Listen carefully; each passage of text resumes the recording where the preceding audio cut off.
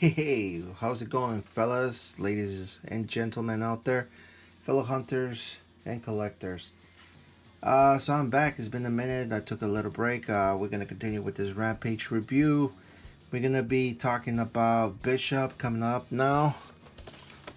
Right here, also, it's been quite some time. We haven't had a Bishop figure since 2006 from the Sentinel Wave, which was made by Toy Biz back in the day.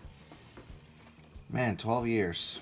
And we finally get a new revised version of Bishop. What do we know about Bishop? Lucas Bishop. He's also relatively new to me, I guess, because he came in the early 90s. But I only met him through the 90s TV show. You guys remember Days of Futures Past? I know he was also in the comics, all that stuff. But I remember him mostly from the TV show. The whole storyline was pretty interesting. Him being an enforcer, working for the Sentinels, capturing mutants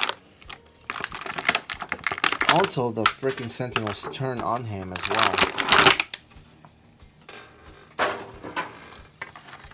Finally, this guy comes with the right arm and wing for Sauron. Looks good so far. I'm very excited about it. I want to get to it already. But we gotta give the spotlight to Bishop. Did anybody like the Bishop that we got from the 2014 movie? Yeah, X-Men: Days of Future Past.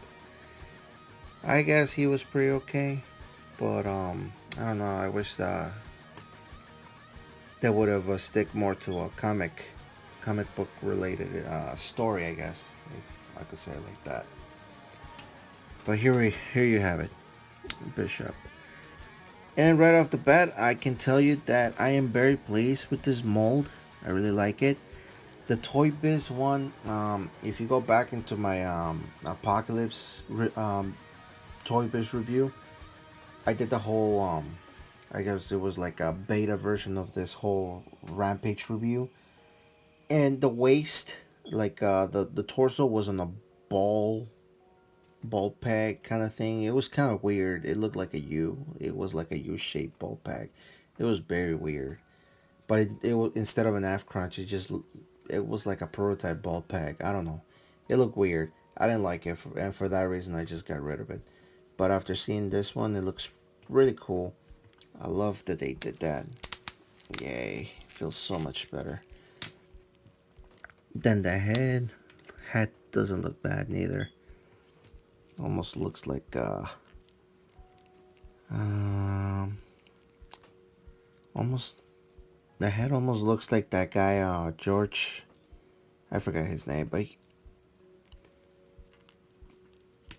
there was a comic book called Bishop, the Last X-Men, and kind of like the head reminds me of that. I think I only seen that a couple times before.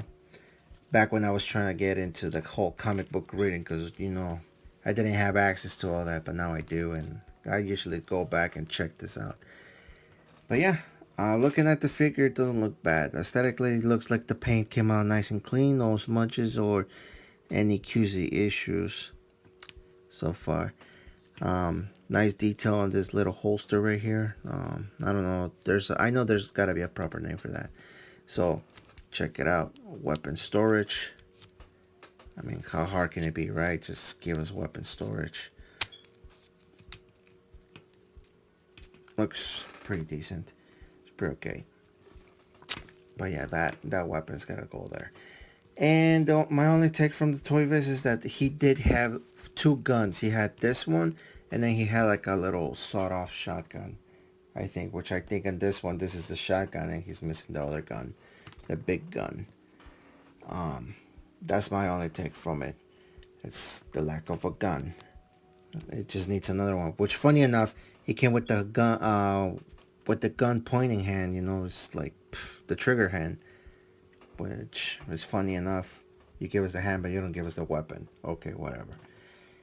Another thing I want to point out: lack of accessories. Extra hands would have been kind of nice. Maybe an extra screaming head, or another one where I guess his eyes are power up because his power is that he absorbs energy and then he can project it, you know, kind of like launch it, kind of like Gambit almost, but except that he absorbs energy. And that's pretty much it.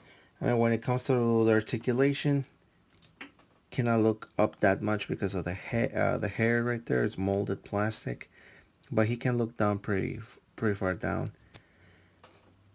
The little handkerchief, yeah, you can call this a handkerchief or maybe a bandana.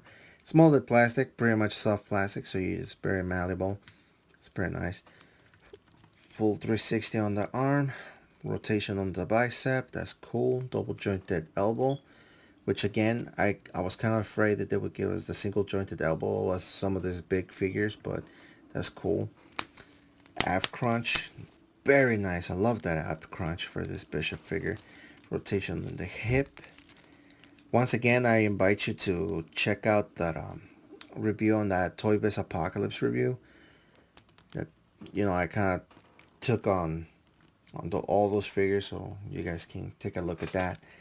And then for the leg, can't kick up that high, not too bad. Rotation on the thigh, and then double jointed knees.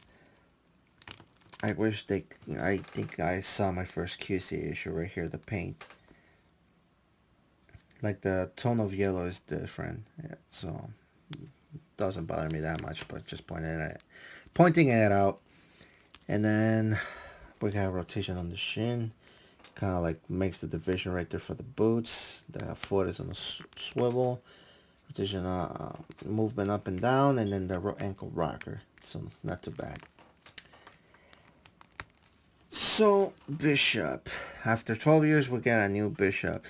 My only take is that you know, the lack of the other gun. They give us the trigger hand, but not the other gun, so that bothers me a little bit. But overall, not too bad of a figure. I totally recommend it, especially if you want to upgrade from the old Toy Biz. Besides that, I'm sorry, excuse me. The Toy Biz only had a single jointed elbow, so he did not have a lot of range for the, you know, he cannot hold a weapon like this. It was very annoying. So I guess for the first time I'm gonna say that for a Toy Biz figure, that Bishop was lacking a lot of articulation. Plus that waist or ankle, no, not ankle, I'm sorry, the torso swivel, I don't know, thingamajiggy, it was bothering me a lot, so I had to get rid of it. But yeah, there you go. Lucas Bishop, really cool figure. I totally recommend it. That gets my approval.